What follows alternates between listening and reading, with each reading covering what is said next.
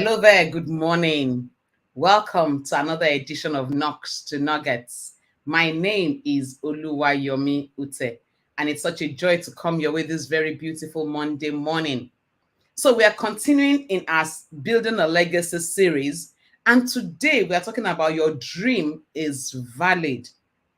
I'm going to listen to a compelling story of my guest today. My guest is the CEO, Managing Director of Fielder Limited, a leading company in production of aluminum roofing sheets in Abuja, Federal Capital Territory of Nigeria, and is also into forex business with nationwide contacts. He oversees a team of intellectually sound individuals and exalts excellence as a vital core value in all of the organization's activities. Prior to his current position, he has occupied so many leading roles both in the secular and religious work, and he was a leader in the banking sector. Today, my guest is not just a successful businessman, is also a family man. He has a wonderful wife and three lovely children. As a graduate of computer science from the prestigious University of Benin and possesses a diploma in data processing with from the same University of Benin. As a son of the soil, his story is interesting and compelling. And with his story, I can tell you, if he can, you can. So today, join me to receive on the Knocks to Nugget platform, Nnamdi Ijeh. Hey, finally, good to have you. Good Good, mo- morning. good, good morning, ma. Good morning. So good to have And good you. morning to all. Good morning to all listeners. Yes. Good morning, Nnamdi. Thank you so much for agreeing to come on this program, and talk to us and share your story with us. When we spoke behind the scene, I listened to your story and I said everybody needs to hear this story to let us know that whether you are born with a silver spoon or not does not determine how successful you become in life. And sometimes we have dreams that are bigger than us. We have dreams that look impossible. We have dreams that people will tap us and say, wake up, that was a dream. But you have shown from your story that no matter how huge that dream is, it is possible. So, Nnamdi, turning over to you, can you tell us a bit of your story? Okay, once again, good morning. My name is Nnamdi Ijeh from Delta State in a town called Ubuluku in Aniocha South local government area, a full-blown Nigerian. Mm. I come from a family of 9, a complete orphan at a very young age, Wow. but had responsible elder ones who took responsibility of my livelihood. I had my formative years in the same town where I got my SSCE after my primary education in Anglican Grammar School, the same town, Ubuluku, and proceeded after a much hurdle to University of Benin, where I bagged diploma in data processing, and in the same school went up to obtain a degree in computer science. And this was done in the year 2000. After the degree, I proceeded normally NYC, but before the NYC were hurdles. So we went through it, did the NYC. I didn't look for a job, and I joined the prestigious, one of the most fantastic company you can afford to work in this continent, Guarantee Trust Bank. It was a dream company. I worked, to tell you how dream Guarantee Trust Bank is to my life, I worked in Guarantee Trust Bank and only Guarantee Trust Bank for 15 years. I served in Guarantee Trust Bank. I was retained in Guarantee Trust Bank, and I worked there for 15 years. I had a wonderful career in Guarantee Trust Bank. I rose to the position of management, and for the quest of being on my own, for the quest of living 9-to-5 job, and in quotes, permit me to say, for the lack of money. For the lack of money, it's very, very important. I always tell people there was need for me to quit a 9-to-5 job and become an entrepreneur. I dared the ever stormy weather of entrepreneurs in Nigeria economy. And that has been in the last 6 years. Hasn't been fun, but has been worthwhile it. I tell you, there were fears, like it will naturally be. I wasn't born with silver spoon. Like I said, I became an orphan at a very early stage in life. The first knockdown I had in my life was between my SSCE and my gaining admission into the university. That cost me solid 4 years. That was enough to bag a degree. It was very discouraging. I wasn't alone in that hurdle. I had a lot of my mates, by virtue of our background, where we were coming from. It wasn't like Nigeria wasn't that exposed, but just the background, what's the extent we were exposed to. So I didn't consider myself to start with as an intelligent person. It's totally ruled out of it. I knocked it, and they knocked me for solid jump SSCE together, knocked me for solid 4 years. In fact, I can tell you, I never saw any of my jump results. I did jump 4 times. I didn't see any results of my jump. It was ever ceased. Even when I was doing diploma, I eventually got into diploma in the University of Benin. While I was in diploma, to move into degree, for the 2 years I studied diploma, I did jump. None of my result was released. Wow. So eventually I finished diploma, had merit, had a credit in it, fantastic results.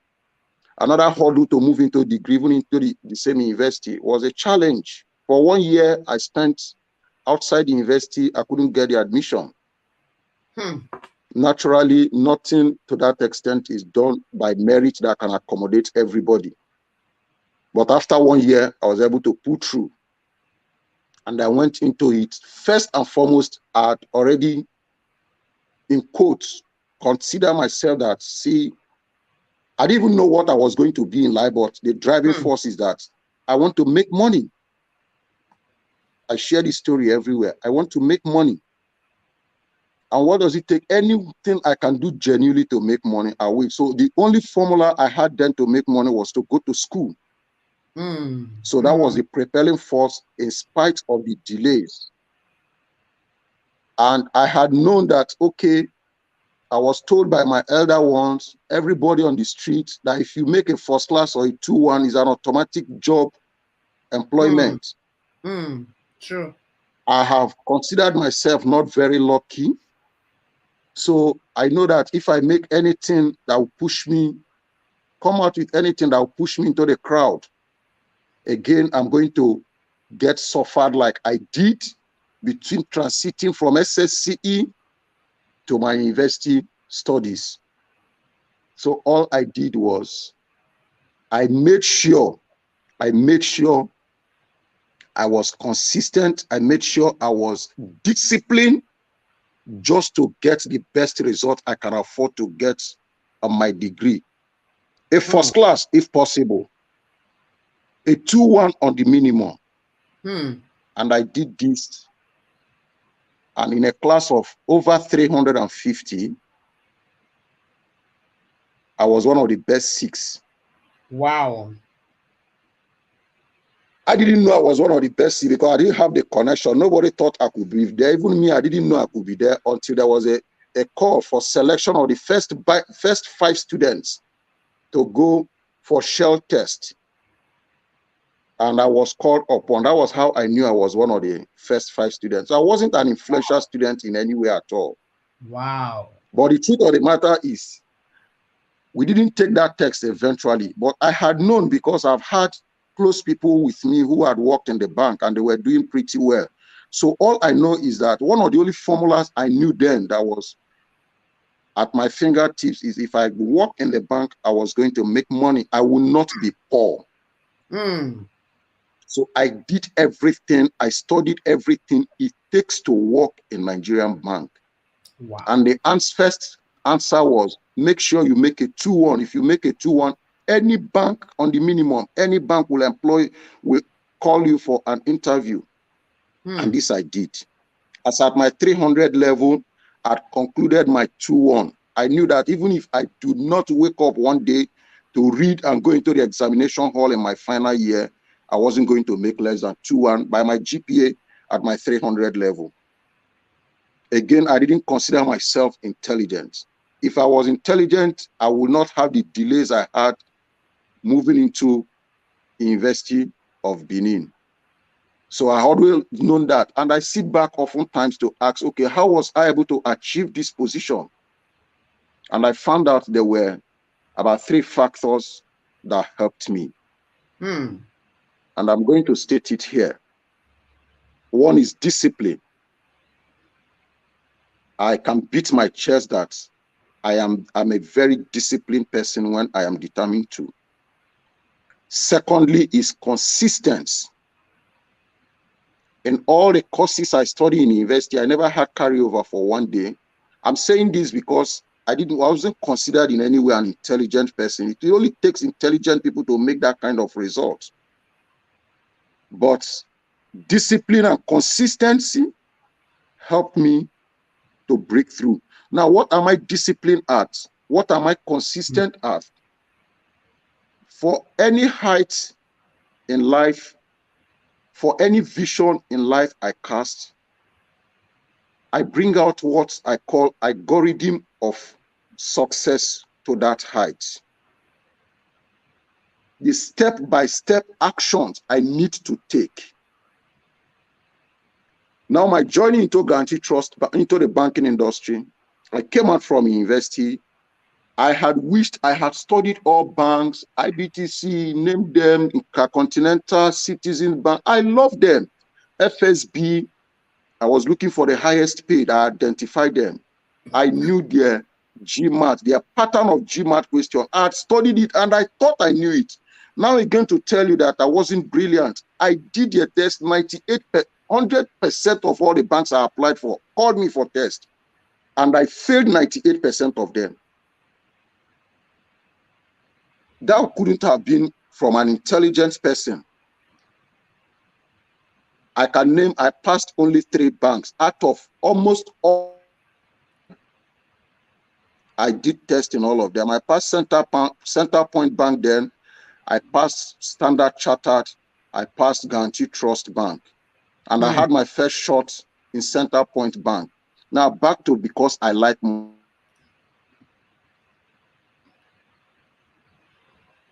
Wow, wow, wow. What a story. Go ahead. I think you are back. Can you hear me? Yes, we can hear you Okay. now.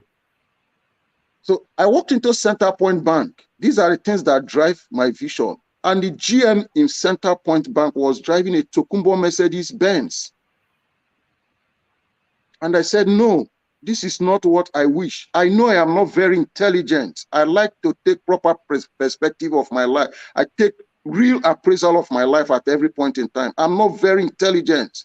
So if a GM is driving a Tokumbo Mercedes Benz, I'm not sure I'll be able to get to a position of a GM. Then this place is not meant for me.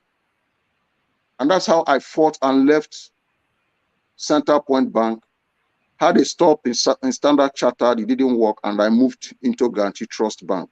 Obviously, just for the amount, the remuneration, that was what was driving me because I like money. And in Guarantee Trust Bank, I had a fulfilling career. I had a fulfilled career in Guarantee Trust Bank. I was trained and trained and trained and trained. At a time T, it was obvious it was time for me to leave. Everything I had on me was fighting me. Waking up to be in the office, to be at the office before 8 o'clock was a challenge. The suit I wear on my body, when it is time for you to leave, you will know the suit I was putting on was fighting me. My shoes were fighting me. My feet were, everything was fighting me. And it was time. Now, this is a bit of my story in Guarantee Trust Bank. I'd worked at the back office before I moved into front office. Nnamdi, let me hold you there. At the back office, I loved the job. Yeah, Nnamdi, let me hold you there. Sorry? And let me hold you on there, Okay. and let's talk about some of the things you have said. And I'm just laughing off. You kept saying, okay, I know I'm not so intelligent. I know I'm not so intelligent. But the things you are doing shows that you are very intelligent. You knew where you were going. Now, a few people would say, I mean, one of the things that we've heard over time, and I remember somebody saying to me very clearly, that for you to succeed, you must have an influential background. For you to succeed, you must have a godfather that is helping you, that is pushing you, that is helping you get the admission, the godfather factor. But in your story, I'm not hearing the godfather factor. Maybe I'm hearing God the father factor.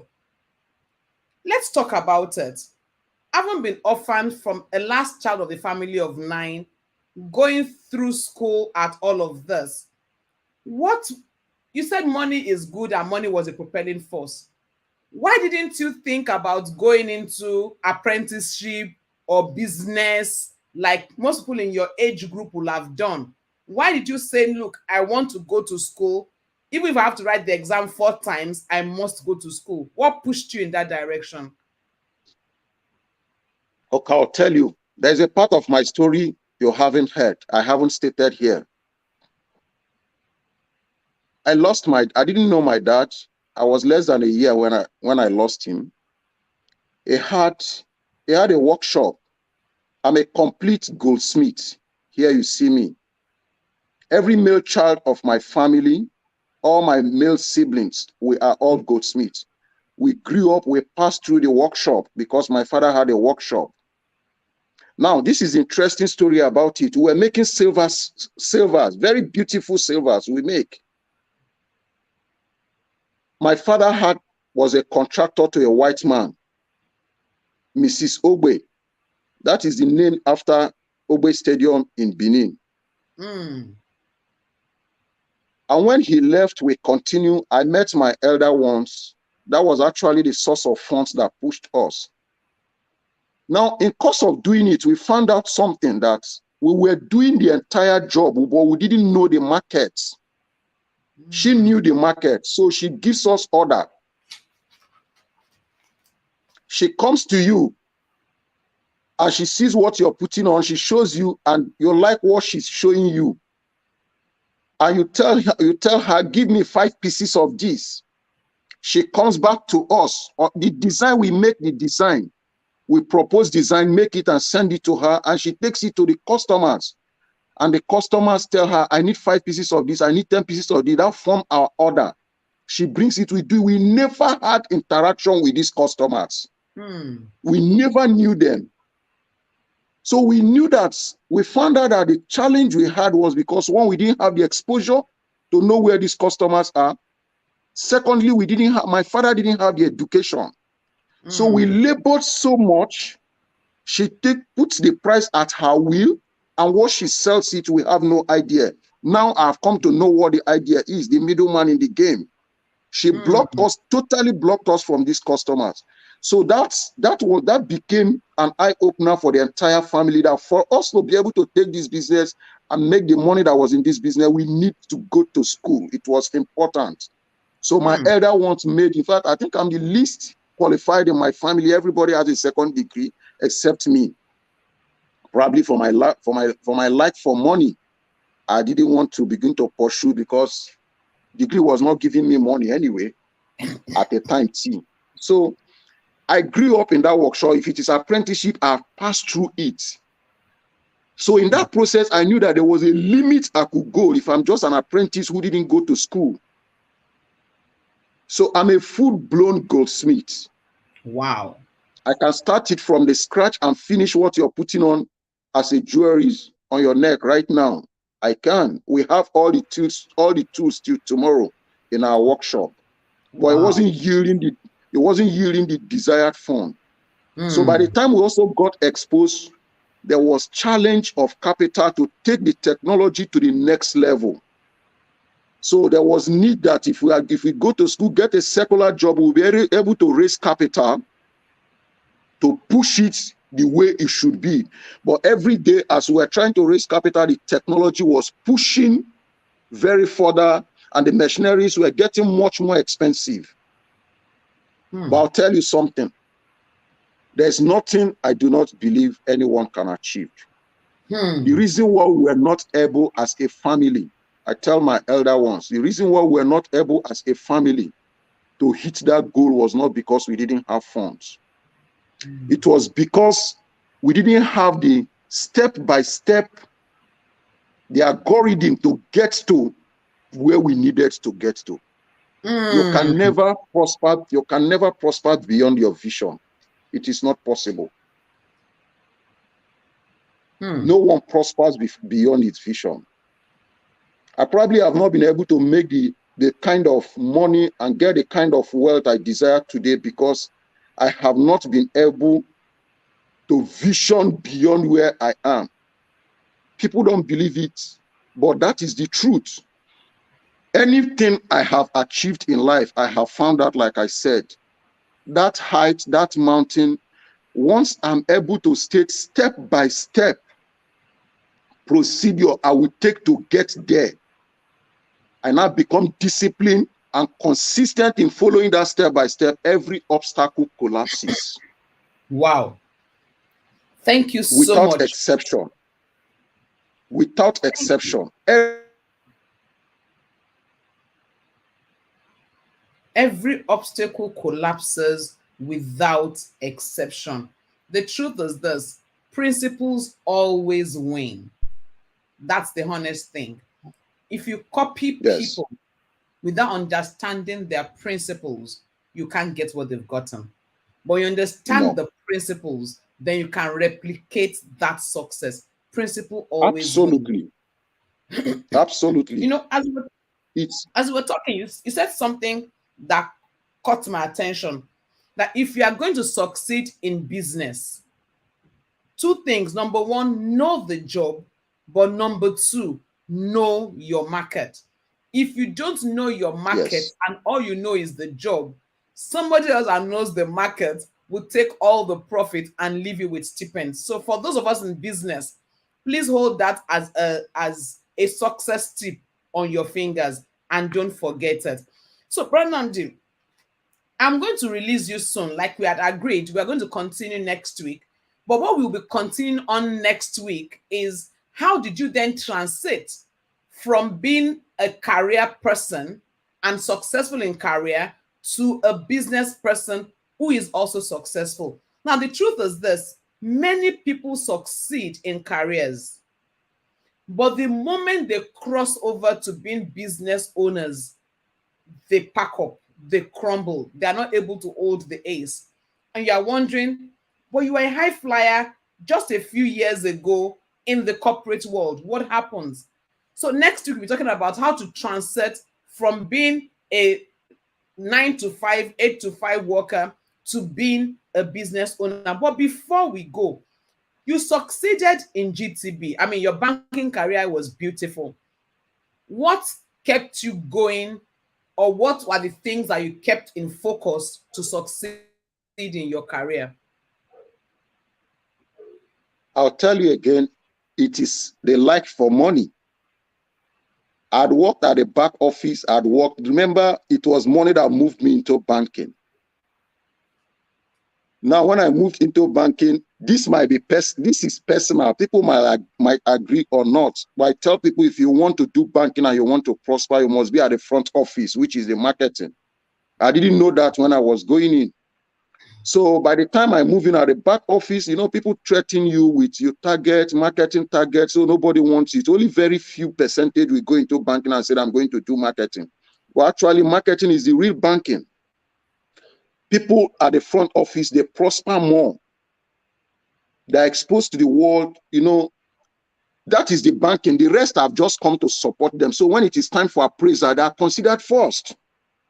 And I've come here to make money. I didn't come here to make friends. Your colleagues are actually not your friends. That's the truth. All of you came to look for food. You must identify that vision. So in my at the back office, I worked so hard to be able to be promoted. And it got to a level I noticed that as an officer, I won't be able to move into management so easily if I don't move to the front office. And that's how I transited to front office. It was hurdle at the initial state at the front office. But the quest, you can see that the next level, how much you are supposed to earn, how much next level is earning. And I like money, I want to earn it. I will do everything possible. I've always said it, there is a grace, the great G factor, which everybody in life has. Everybody has that factor. Now, your abilities to strategize, understand procedures, matching it with that grace, honestly takes you beyond your limits. So at the front office was all about marketing. I had sat down to analyze the environment where I am. I can tell you Lagos market is different from Abuja market, is different from Port Harcourt market. Remember, I said this step by step. I identified step by step how I can make it in Abuja market. It is not the same with Lagos. And that step by step procedure I put in, I followed it. In fact, it was mind-blowing what I was doing. After 2 years, I moved into marketing. Just like my admission transiting from secondary to university.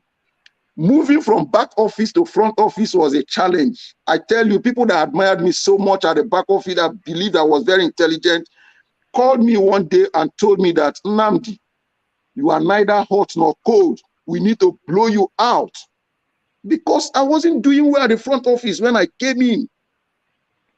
So I had to go back to learn this step by step. And that's when I discovered that Abuja, it's not Lagos. It's not Port Harcourt. It's not Onitsha. It's not Aba. It is a different market on its own. In quote, if you're a banker, you will understand Abuja is a political market. There's no transaction here. If you're a banker, you are coming here to do transaction, you will fail from day one. It is politics. You must get involved in it. And immediately I identified this and was able to get involved in it. It was like, boom. Now, I would have probably stayed in banking, but I thank God I left because I wouldn't have succeeded beyond where I did. And how did I'll quickly tell you this before we close. I read 2 books I will recommend for every I will recommend banking job for any school living child. I will recommend it. But if you love banking and you want to do banking, I will recommend 2 books you must read. If you read those 2 books and understand it, there's no way you will not excel in banking. One is Leaving the Tarmac by Ike, former managing director of Access Bank. And the second one is, I think it's Arise Africa, Arise by Jim Ovia.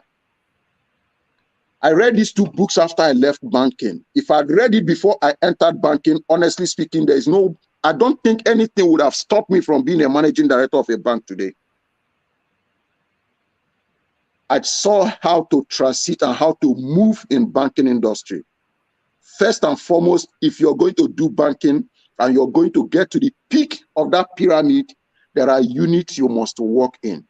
Ike and Albert understand this. They understood it. They won and they positioned themselves. They were my superiors. They worked in the same bank with me. I didn't meet them, but I met their records. And the current managing director, who is now the GTCO chairman, Segun Agbaje, once told us in my training school that these 2 people, their records will remain unbeatable. They were in Abuja here. Their records will remain unbeatable in Guaranty Trust Bank. And that if they were around, himself would not have been made the managing director of Guaranty Trust Bank as at the time he took over. So these 2 people saw the prospect that they were going to manage Guaranty Trust, almighty Guaranty Trust Bank. I tell you, Guaranty Trust Bank is mighty. I work there and it's an environment that is superb, beyond what people see outside. They saw it, they were going to be the managing director of this super bank, but they chose to leave into an uncertain into great uncertainty. If you have time, I've recommended that book. If I've not bought that book for people, when I recommend it, I've bought not less than 50 copies for different people. It's a wonderful book for anyone who wants to do banking. If I'd read that book, there's no way I would not have probably be a managing director today. And that takes me to what I call, you can never be old enough for anything. You can only be knowledgeable and matured enough for it. Where you do not have knowledge of what you're doing, you are just in the middle of auction. You don't have idea where you're going to. So my vision in banking was just to make money, not to be the managing director. But if I'd read that book, I would have planned to be a managing director. And I'm very sure today that it is free to give capital, I would have been. Wow, wow, wow, wow. Thank you so much. And every time I listen to people, I'm asking myself what made them succeed. And I'm hearing it. So even in career, for you to succeed in that career, know your industry. Know that industry. If you don't know it, you can't thrive there. And it says, don't be content being a support staff. I laughed over that. But overall, one word that can capture everything is you are intentional person. You know where you are going and you are charting the course to get to the place. So I don't know where you are today. I don't know what your vision is. If you will be intentional, your vision is valid. Thank you so much, Nnamdi. I've really enjoyed having you on this call. Next week, Monday, we'll be talking about transiting from the corporate sector to the business sector. It's one transition many people have a challenge doing, but we'll be learning from your story, how you were able to transit and how it has been to date. Until next week, Monday, thank you so much, Nnamdi. I'll see you next week, Monday. Thank you so Thank you. much. Nice for having me on platform. Thank you. Wow, that was simply amazing. One thing I love about Nnamdi is the fact that he was just clear. He wasn't beating around the bush. He was not trying to play on words. He was real. He accepted to be vulnerable, to show us exactly the way it is. There were no gimmicks in that thing. It was just real and down to earth. And we could learn a whole lot from him. I want to encourage everybody, please like this video, please share it, particularly to the younger generation. Let them hear his story and let them also know that their dream is valid. Next week, Monday, we'll be continuing with Nnamdi as we look at crossing over from the corporate world to the business world.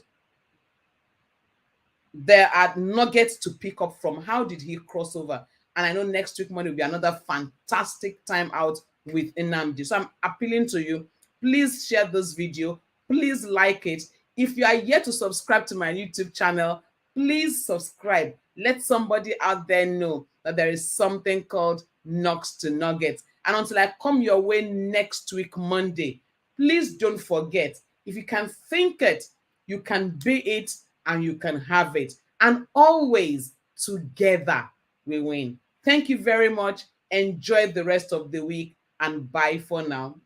I appreciate you. Bye for now.